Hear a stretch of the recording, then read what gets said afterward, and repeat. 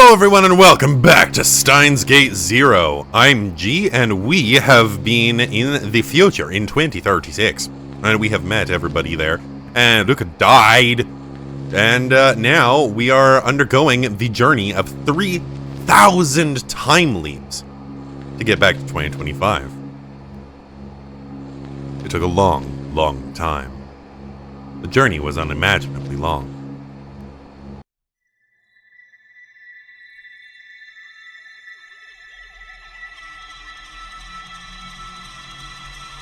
Never mind, we're going all the way back to 2011. I lied.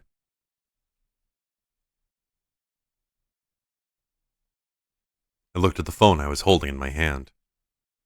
The date read January 31st, 2011. No doubt about it. I was back. I had finally made it back. I'd gone back through so many years. I'd done thousands of time leaps. Gone through the war. I had almost died. I thought of giving up a bunch of times. But each time I'd remembered it all. That ruined world. The piles of corpses. The screams. The shouting. The dripping blood. And Daru and Maho, and how they'd sent me off. After a long, unimaginably long time, I'd finally made it back to this time. Oh, Green, did you get some bad news or something? Huh? You've been kind of spacing out ever since you picked up the phone. No, that's not it. That's not it. Mayuri was here. Are you still thinking about New Year's, Meowbie? Ferris was here. Get a hold of yourself, man. And Daru. And Ukako. And Suzuha. And Maho and Kagari were here too. Are you feeling tired after what we did earlier? Earlier? You know, when we took the samples of your memories from Amadeus? Oh, right. Daru had mentioned that. He'd said it was at the end of January. No, that's it. Just, you know.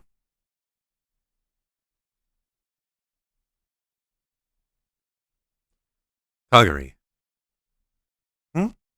What is it, Algreen? You still can't remember what happened since you came to this time. Huh? Yeah. I see. Why do you ask? No reason. I just wanted to make sure. What? You're just being weird, Green. Since I'd come to the future, I knew. In this world line, Kursu's memories no longer existed inside Kagari's head. That doesn't really bother me anymore, though. I mean, Mommy's here, and Luca's here, and Big Sis Rumi is here, too. And there's lots of food, too. So maybe I don't need to force myself to remember. I see.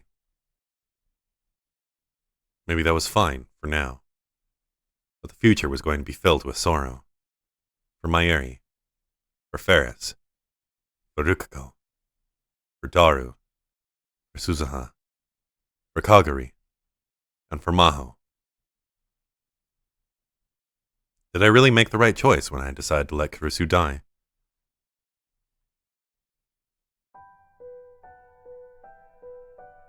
After everyone had left and I was alone, all the exhaustion came crashing down on me. I'd time leaped 3,000 times. I thought I'd be able to work things out in my head along the way, but I'd been so desperate to return to the past that I hadn't had time.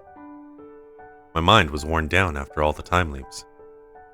I thought I'd made my decision, but I'd found myself wavering again and again. I'd only managed to do it by telling myself that I had to get back before I could make any decisions. And now my head just felt so tired. What should I do now? What should I do? For now I didn't want to think about anything, but I felt too awake to even sleep. With everyone gone, the temperature in the lab quickly dropped. It was freezing. But it was nothing compared to the cold I'd felt before. That world I'd seen right after I'd erased Kursu's memories from Kagari. Kursu was there. Mayuri was there. Everyone was there. It was a scene from that very brief peace I'd had during that summer. But that world had been so cold. And now I knew why. That was the world I had experienced when I was asleep, existing only as data. A world built only of zeros and ones. Like being alive, even when you're dead. Or being forced to stay alive even though you were dead. People I loved were there, but there was no warmth. I could reach out and touch them. There wasn't even a little bit of warmth. It was like floating in deep dark space without any light at all. And Kurisumakise was now experiencing that too. She was all alone in a cold world without the slightest trace of warmth. I raised my hand up under the fluorescent light. I could see the veins rising up out of it and the red blood flowing in them. I was alive. There was warmth.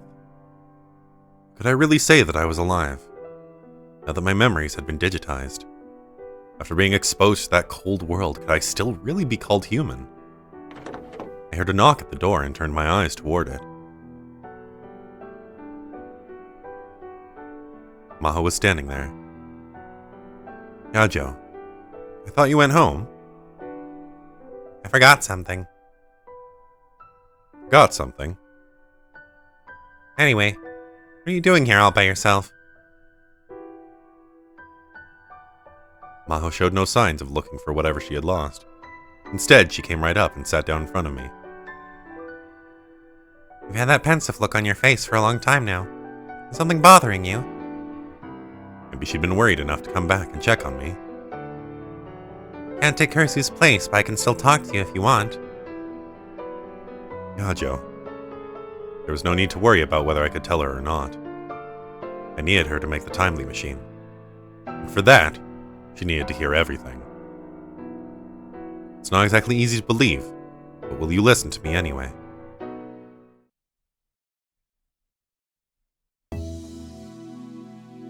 Sheesh, what's your problem? That was the first thing she'd said after I finished. Just like last time, it wasn't something that was easy for her to believe. But Maho must have sensed something in the way I spoke, because she listened until I finished. She interrupted me whenever there was something she didn't understand. She was especially interested in the time machine and the time leap. I told her everything I knew about them. You believe me? I don't have a choice after seeing the look on your face, and after seeing this too. Yajo. This answers something I'd always wondered about. Kurisu had died only a short while after coming to Akihabara. Did you really have gotten to know her in that short span of time? Especially knowing how she is, right? I thought something must have gone on for her to get so close to a boy that fast. So that was it, she whispered to herself. And? So what's on your mind? I turned away from her. Okabe? Am I? Me. What do you mean? You heard what I said, right? The memories were turned into data and stored on a hard drive. You could call them artificial memories if you wanted. Can you really say that I'm me anymore? Can you really say that I'm alive? There was blood running through my body. But what was in my head had been changed to zeros and ones. Did that make me no different than Amadeus? That's what's bothering you? That's stupid. Maho just laughed at my worries. Have you ever heard of a philosophical zombie? It's a thought experiment, right? Something that looks and behaves just like a human but lacks consciousness and emotions, and whether or not you could objectively distinguish it from a human. I hesitated a little as I answered her sudden question. Well, that's basically right. She nodded, satisfied like a teacher would do. And let's just say that right there was an AI that looked like a human. It looks like a human and acts just like one too. When someone's in trouble, it reaches out to help them, and when it's sad, it cries. Maybe those are just pre-programmed processes, but humans are no different. Everyone thinks and reacts in accordance with their own individual processes. We just happen to call these processes things like consciousness and feelings. I thought I understood what Maho was trying to say. In other words, AIs have feelings too. At least we scientists are doing our best to create them. Puffed out her chest with pride. So Okabe, do you think you're not an AI with emotions? if they looked just like a person, and thought just like them, and had feelings too? They were a person. No. Right? It's memories that make someone who they are, anyway. Memories are everything people have experienced since they were born. Sorry, Rintaro Okabe, even if your memories were once data, you've got your body and your memories. You're human. You're Rintaro Okabe. Don't worry about it. Yeah, Joe. And anyway, doesn't Kurisu's time link machine digitize data to send it back in time? So is there any need to worry about this now? That was what Daru had told me in the future, too. Strangely, when she said it, it made me feel better. Maybe Kurisu would have been able to come up with a better way to put it, but... No, that's not true. This was more than enough. Maho had given her opinion, as a brain scientist, that I was still me. There was a strength in her words, just like there had been in Kurisu's when she drove me forward. I remembered what Maho had said before.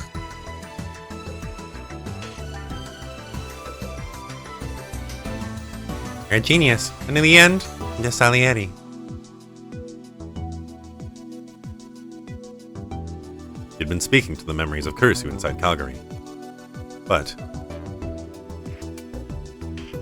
Yajo, you're not Salieri. Huh? You're Amadeus.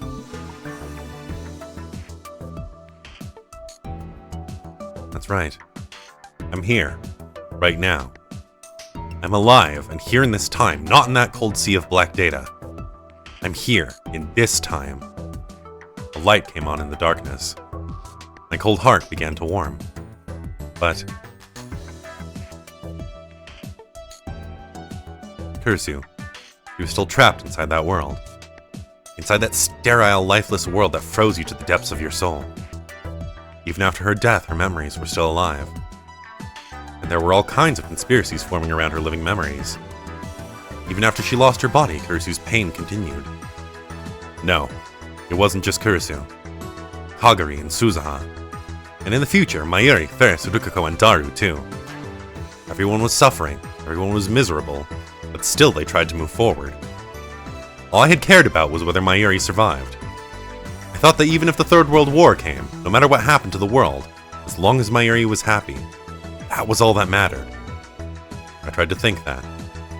I thought that no matter how much blood and tears awaited us in the future, as long as things were fine now, that was all that mattered. I thought I'd understood. I thought I'd understood how awful the future that Suzuha described was, and how hard Daru and Suzuha would have to fight. I thought I understood all that. Suzuha firing her gun and staining her hands with blood like it was nothing at all. Mayuri and Ferris, pale and colorless. Rukako lying on the ground and never getting up again. Kagari and the others, whose lives were ruined by fate. I'd seen them with my own eyes and touched them with my own hands, and then I finally understood. I'd been only pretending to know so I could run away. I told myself that I was going to die in 2025 and looked the other way. 2025. I wasn't dead. Everyone just thought so. Everyone had been deceived. That's right. Deceived. Me in the past, and everyone else in the future. The world was deceived. I thought the future was settled, but a different future awaited me.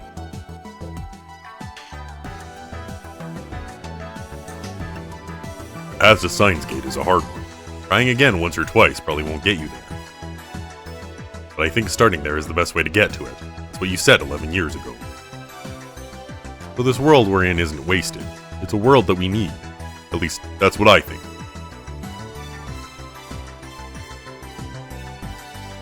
I had no way of knowing what would make me say that 14 years from now. All I knew was that 14 years from now I would know this day was coming. But maybe I should just do what I said. If that future in 2036 was necessary, then maybe a world where Kurisu was released from her electronic prison was necessary too. No matter how hard the path would be, I had to take the first step. But what I needed right now was that first step. Yajo. What? Can you help me a little more before you go back to America? Okay, on two conditions. Conditions? First, you let me look at that time machine. And second? You're going to let me call you Ocarine. We'll call me Maho. I do think they're too much, don't you? Do you? I don't think they're too much, do you? There was an innocent smile on her face, the likes of which I'd never seen before.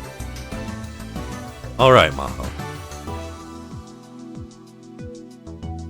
Thanks, Ocarine. And she put her small hand against mine. I felt a solid warmth.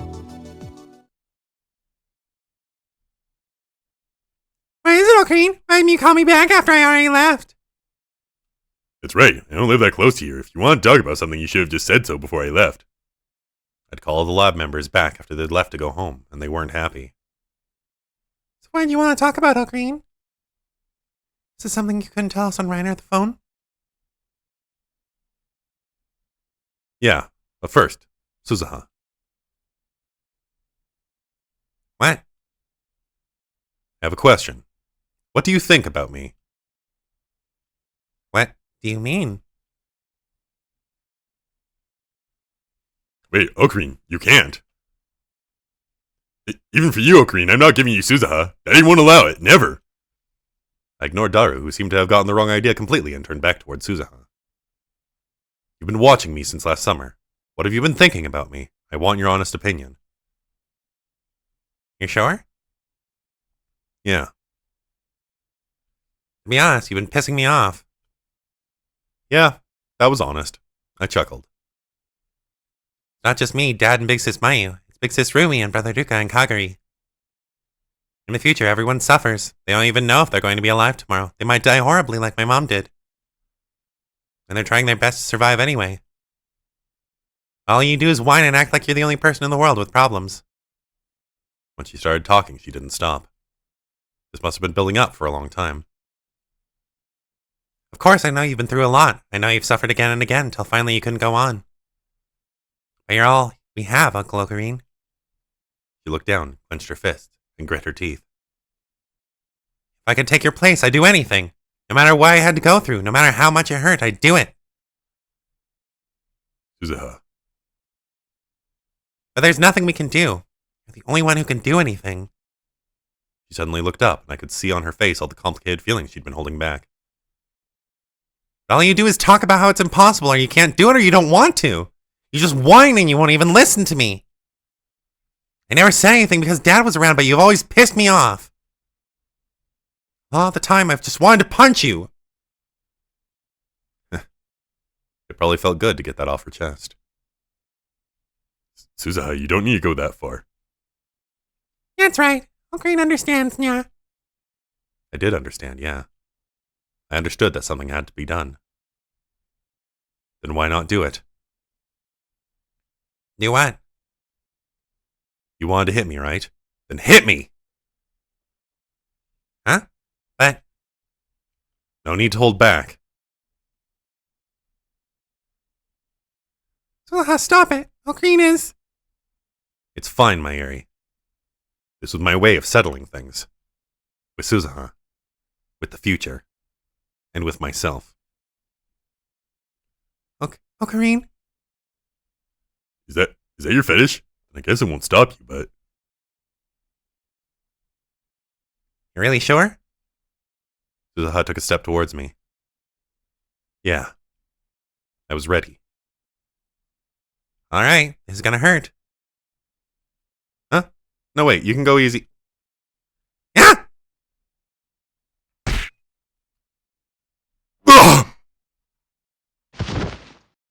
She hit me hard enough to knock me across the room. Oh, sorry. I guess I put a little too much force into it. I just heard a really loud crunch. Are you okay, Ocarine? Everyone ran over and looked down at me. Yeah, that hurt a lot. It probably did more damage to my brain than reading Steiner at the time leaps. But...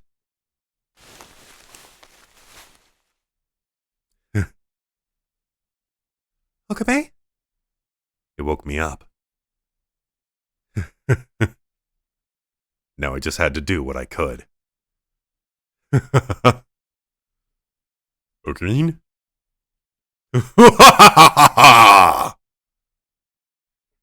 Is that Kyoma? Ocarine. No, Mayuri. I am Kyoma Hoin. Kyoma! Yes! My name is Kyoma Hoin. Lab member 001, the founder of this lab. The man who longs for chaos. The mad scientist who will upend the ruling hierarchy of the world. Kyoma Hoin. Rukako! Right, Bring me my white lab coat. right, okay, I mean Kyoma. Kyoma is back now! Dad, what is this? You did it, Suzuha. Green's finally ready to fight. Here you are, Kyoma. Indeed. I put my lab coat on for the first time in a very long time. It had been sitting on the shelf in the back so long that it smelled a little moldy. That's right! This is it! This is my holy silver armor. At this moment, Kyoma Hoin has awakened. He has revived from his long slumber.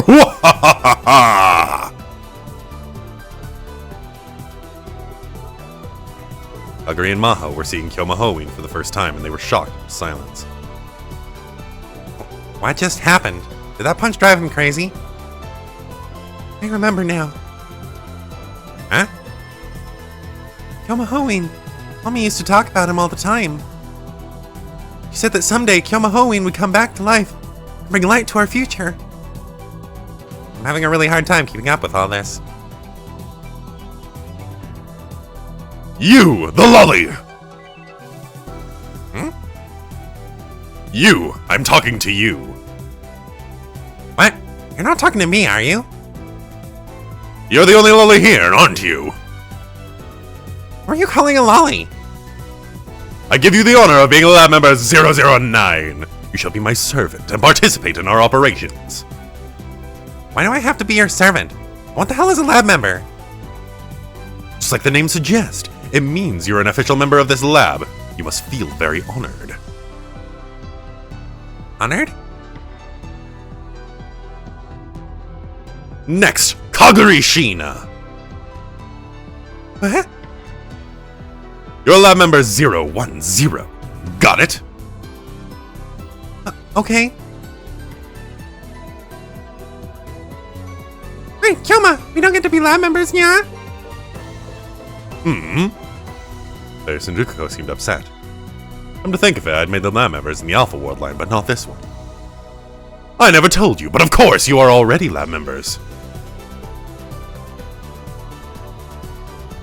Rukako is 006, Ferris is 007, and Suzuha is 008. Got it? Yes, sir. Yay! I don't quite understand, but Roger. Wait, Ocarine, who's 004 and 005? Those two numbers are reserved. Okurusu and Mohoka. To be honest, I didn't like the idea of leaving Mohoka as an official lab member. But in order to reach a future where that could be true, I would have to face the past right now. That was my decision.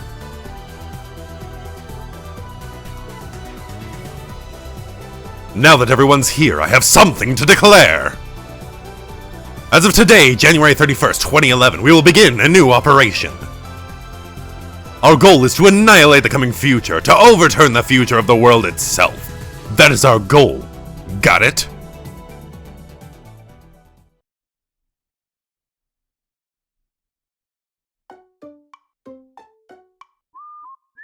It's me. We will now execute our new operation. My future self told me that Steins Gate waits beyond several futures. Even if the future that awaits us is a path of thorns, it will not be useless. I know, it will take an incredible amount of time to reach the door we seek. Many different organizations may rise up to stop us. But I'll start over as many times as it takes. Pray for my success. El Sai Kongru.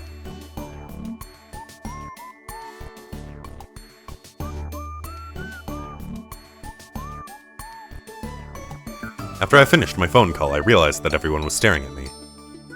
Please don't look at me that way. I'm embarrassed too.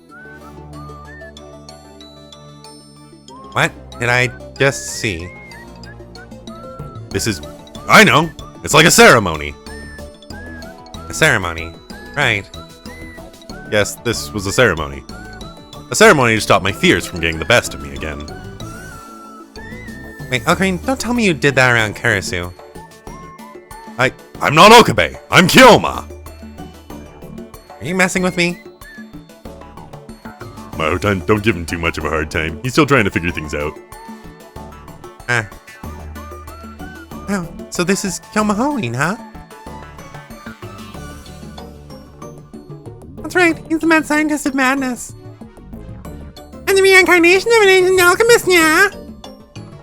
He's also the master of the Station Zama School. Wow. Sorry, Dad, I'm having trouble keeping up with this. Please don't stare at me like this. It's breaking my heart. So, what exactly is the plan? Ahem. First, let me make something clear. Our final goal is a future where the Third World War never occurs. Just like I'd told myself a second ago, I didn't expect to get to the world line we wanted, the Steins world line, immediately. Just like I had to build up to the Beta world line little by little, I'd have to go through many paths and many futures. And to do that, I first had to write this world line's future. This world had lost Kurisu, and the price for that was dire indeed. But I wouldn't let the future that awaited us be so full of suffering and pain. I wouldn't let it happen. Everything had to begin with that. Even if the future before us would end up never having happened at all. That was my responsibility, since I had chosen this world. I told you all that I've been through several world line changes since coming to the Beta world line, right? First, we need to remove the cause of those changes. Where is it, yeah? Kurisumakise's laptop and hard drive and her memories that are stored in Amadeus. The time machine paper contained on the hard drive and all of her memories relating to it. All of those world line changes. It was safe to assume that they'd been caused by Stratfor and others fighting over them. Thus, the final goal of our operation is to destroy Kurisu's laptop and hard drive and delete her memory data. You can't delete Kurisu's memory data. You can't. Are you serious? Yeah, Those memories are all we have left of her. They're all we have to prove that she was ever here. I don't want to delete them. I knew how she felt. Until a few days ago, I would have agreed. Then you're okay with them being misused. That's not... On my way to this world line, I saw her memories start wars again and again. And many people have been caught up in that. Kaguri was just one of them. What happened to Kaguri in the past several years, that probably hadn't changed in this world line. Which meant that that was just another tragedy caused by the Pandora's box that was Kurisu's memories. And I've experienced that world of data too. I've experienced its cold. That's right. I knew. I knew how cold that world was. It was a world inside a tiny box with no past, present, or future. Do you want to leave Kurisu in that cold, dark world forever? We've got no proof. We've got proof that she existed right here. Put my finger to my head. We've got what we remember, and we've got the chance to build a peaceful world where a third world war never happens. Isn't that all the proof we need that she was alive? Maho fell silent as the whole group turned towards her. It's really cheesy. Kurisu heard that, she'd laugh at you. I'm sure. Maybe it's a cheesy cliche because it's true. Maho's dark frown became a smile. I'll do what you want me to. Thank you. Daru, you've got Kurisu's laptop and hard drive, right? Yep, I got it from Mahotan and hid it somewhere it wouldn't be found easily. As soon as we're done with Amadeus, destroy them. You sure? He looked back at Maho, and this time she nodded. Yeah, but let me do it. Okay. The problem now was Amadeus. Maho, do you still have access to Amadeus' server? Yeah, I should. Ashita, can I borrow your computer? Huh? Oh, sure. Just a second. Daru motioned for her to stop with one hand and started typing something into the keyboard. What are you doing, Darnyan? Just some tricks to make sure our IP isn't tracked. Okay, go ahead. Maho took over from Daru at the computer. Huh? That's strange. I can't access it. What do you mean? You mean you got the wrong password? I wouldn't make that mistake. Do you know how many times I've entered that password? Maho tried the password a few more times, but she still couldn't access the server. Looks like my access has been revoked. What's going on with this? I'll call the professor. Maho took out her phone and called Dr. Leskinen. She put the phone next to her ear for a moment, then frowned and put it down. Oh, good. He's not picking up. She tried calling Dr. Reyes, too, but that didn't work either. Geez, what is going on with this thing? Guess it wouldn't be that easy, huh? If Maho's access rights had been taken away, that must have meant someone was about to do something.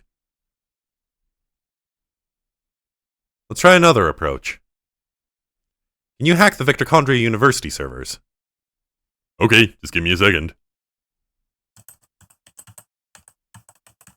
You're making it sound easy. Our lab security is pretty tight. Don't worry, Daru's a super hacker.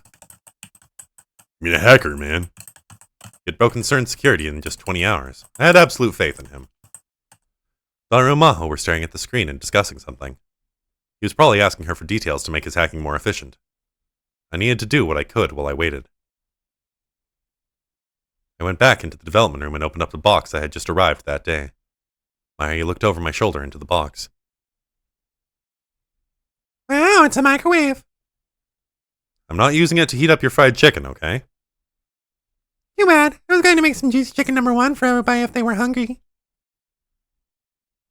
First, I needed to reconstruct the phone wave. After that, I'd have Maho help me make the time leap machine. On my way back from the future, I'd memorized every bit of how it worked, so it didn't take very long.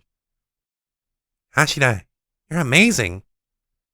It was about 30 minutes later when I heard Maho's odd voice. Did you get it? For a top quality hacker like me, there's nothing. The name Super Haka isn't just for show, huh? Alright, see if you can find Amadeus' data. Hold on, I'm opening it now. I swallowed and looked at the screen as I listened to the mouse click. It's gone. Amadeus, Kursu's memories. All the folders that should be there are gone. So someone took it already? Wait. I unlocked my phone and called up the home screen. Amadeus' icon was still there. Hey, do you think you could access Amadeus from this app?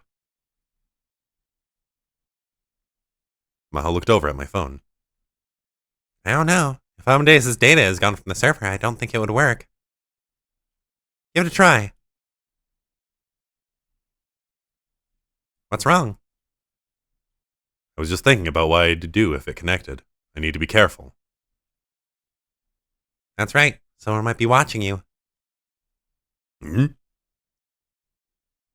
What is it, Daru? Look, there's a folder with another lock on it. Which one? Maho leaned forward and stared at the monitor. That's strange. It didn't used to be there. It's very heavily secured. Way more than the rest of the system. Was that where Amadeus was moved? Who would do that? I think Dr. Leskinen has that level of authority. Maybe Dr. Leskinen's up to something and we don't know it. Or maybe something happened to him. Neither possibility was appealing. Daru, we'll leave that folder alone for now. Next, I want you to hack Stratfur's servers. Huh? Stratford? Why? They're probably involved in all of this. You've done it once before, can you do it again? Wait, how'd you know that? Are you psychic? Who do you think I am? The mad scientist of madness knows all. Give me a sec, he said, as he typed something else into the computer. Stratford servers. Got it. I could tell he'd done it once before. This time he got through a lot faster than it took him to break into the university. So you just want me to find data on the Amadeus system? Hold on. Maho leaned her tiny body forward again and took the mouse from Daru. She clicked on an icon. The screen filled with some kind of text. Here's a report. She opened several more files, but since they were written in English, we couldn't read them. What is this? What are these reports about? Experiments. Stratford was experimenting on humans. Experimenting on humans. Looks like Stratford was working on human memory transplantation. They did a lot of experiments trying to transfer memories from one person to another. Memory transplant experiments. That was... They started with animals. By the end, they were using live humans. They used people with no relatives as subjects. Kids, adults, people from different ethnic backgrounds. She looked down at the report again. What is it? Is there something else? It looks like they're about to start a new memory transplant experiment. It was safe to assume the experiments had something to do with the time machine. They were trying to force open the black box of Kirsty's memories in order to gain information about the time machine. Even if they couldn't get the password for the laptop from Amadeus, if they could access her memories directly, it would give them everything they needed. It was just like what had been done to Kagari in the last world line, but on a more advanced level. Our priority now is finding Kurusu's memory data. Daru, I think it's there.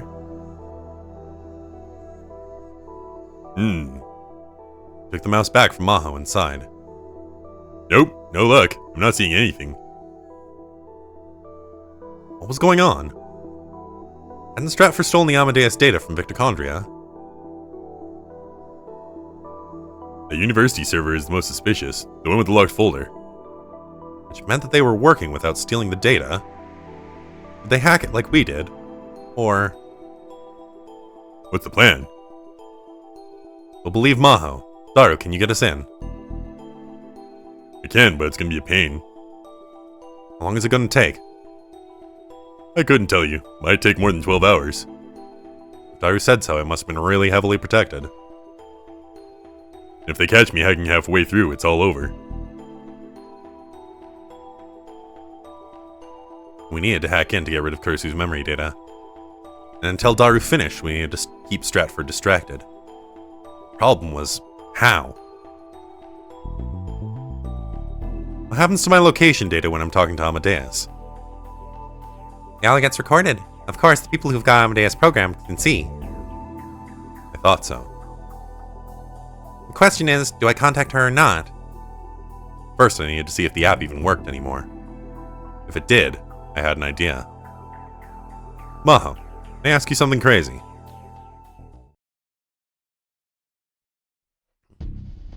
A full day had passed since the operation began. Daru still hadn't managed to break the lock on that folder. Thankfully, they hadn't detected him yet, but that didn't mean we were safe. While Daru did his work, I finished my own, and then handed the rest off to Maho. My actions might have changed the future already, but we still had to do our jobs. Suzaha had her arms crossed, expression stern. She had been that way for a while. At a glance, she looked calm, but I could see her tapping her arm with her index finger.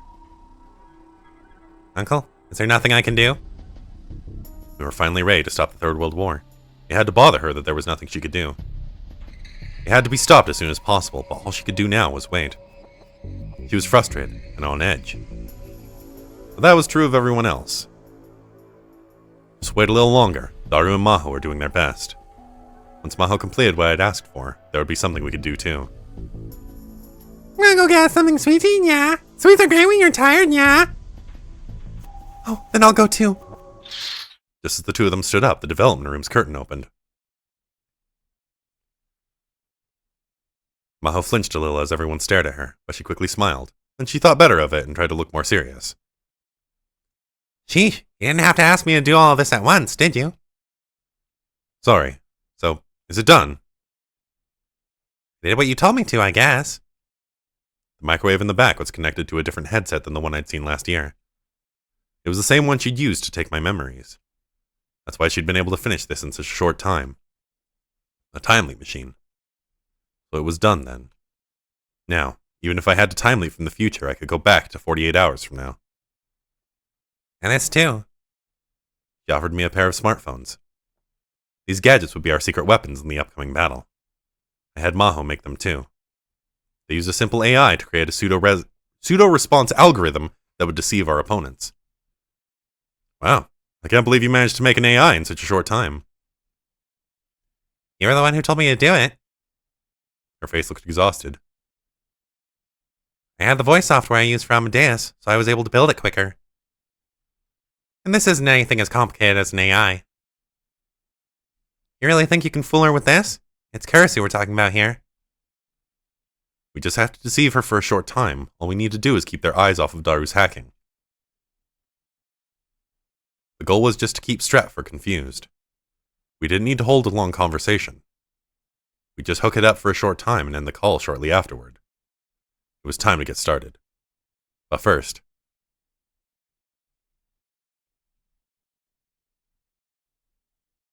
I hit the send button on a message I'd already typed to Moeka Kiryu. Just do it like we discussed. Once it was done, I turned towards the group. I will now explain the operation. Suzuha Mayuri, Ferris, Rukuko. I offered them the phones that I had just been given by Maho. I'm going to have you pair off. Then I want you to take these phones and move around the city. It would be best to have the pairs as far apart as possible. One can take the Chuo line, and the other can take the Yamanote line. Stay in touch and use the app on the phones called Amadeus. While Daru was doing his hacking, I'd left Akihabara and tried to contact Amadeus from Tokyo Station. And it had worked. Kurisu had responded. I'd cut it off instantly, but I was sure of it. The app was still working, and this plan was going to use it. What do we do once it's running? Amadeus is an AI made from the memories of a girl named Kurisu Makise. We're going to deceive her. That's right, our goal was to deceive Kurisu. When we contacted Amadeus, the enemy would know where we were. My plan was to take advantage of that fact. When you boot up the Amadeus app, it will start another program too. What's the other program, yeah? You hit the icon with the S right there. This, yeah? Ferris tapped her phone. Hello, it's me. Oh, it's O'Green's voice. Try talking to it. What's up, yeah? Nothing really. I just wanted to talk to you a little. Oh, it automatically answers, huh? What I'd asked Maho to make was a simple program that detected words and phrases in a conversation and replied with set patterns. You could call it an artificial non-intelligence. It's a bot made by O'Green and myself. We call it Salieri. Thanks to the famous movie, Salieri was known as a lesser man with an inferiority complex, but in reality, he was a very talented composer. It felt a bit rude to the real Salieri to give his name to something like this, but there wasn't time to worry about that now. Once you activate Amadeus, our bot is set to automatically respond to it. In other words, we can make them think that it's you talking? That's right. Which meant Amadeus would think I was where they were. I would have liked to have had more terminals, but since Amadeus needed the cell phone to be registered with its systems, there weren't many I could use. All I had were my phone and Maho's, but for a short time period it would be enough. Of course, Maho's phone had her own version of Salieri. And then there was the message I sent to Moeko's Rhine. The plan was for her to spread information indicating that Maho and I had Kurisu's laptop and hard drive. Even if they were doing the memory experiments, they still wouldn't want someone else getting their hands on them. Sooner or later, they'd pick up on that information and come after me with everything they had. Amadeus was in their hands. If Amadeus's location data told them I was there, they would come looking. But we wouldn't be there at all.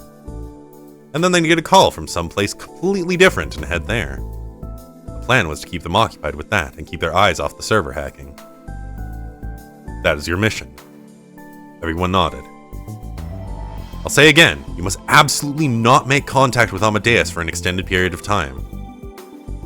And once you hang up, you need to move. If something happens, call me immediately. You need to do these things no matter what. Got it? What should I do? Agri raised her hand, hesitantly. They know your face. You should stay here. I want to help too. I don't want to do nothing while Mommy and everyone else are helping. Well, this was a problem. You're so green. Let me help too. I understood how she felt. I still couldn't put her in danger. I'm sorry, but...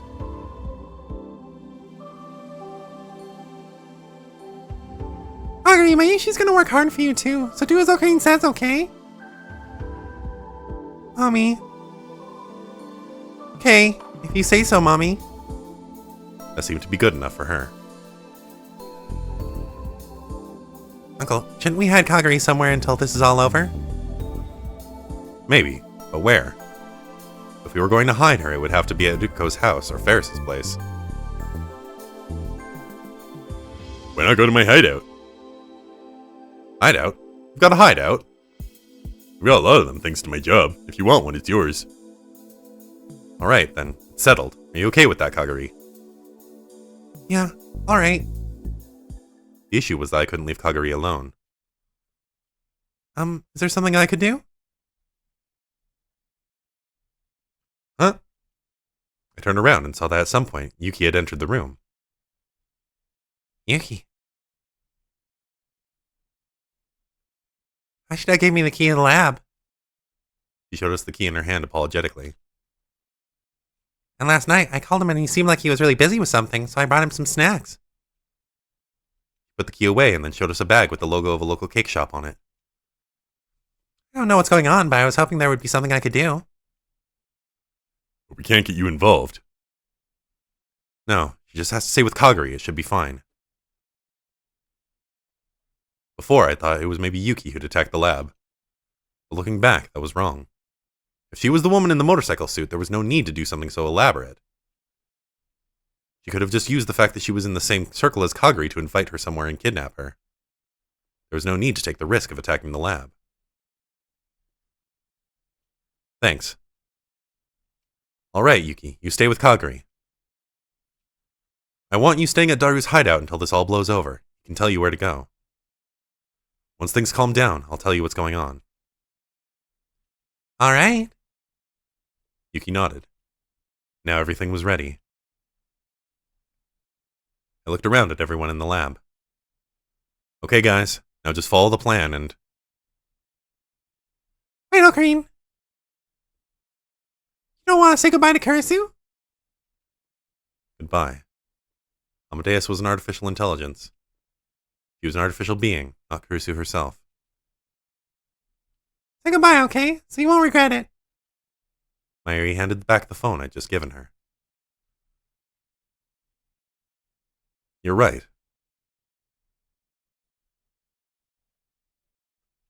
Can you all give me just a minute?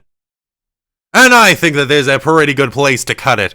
This is intense. We went from 0 to 100, and then we went to even further with the awakening of Hoenn Kiyoma.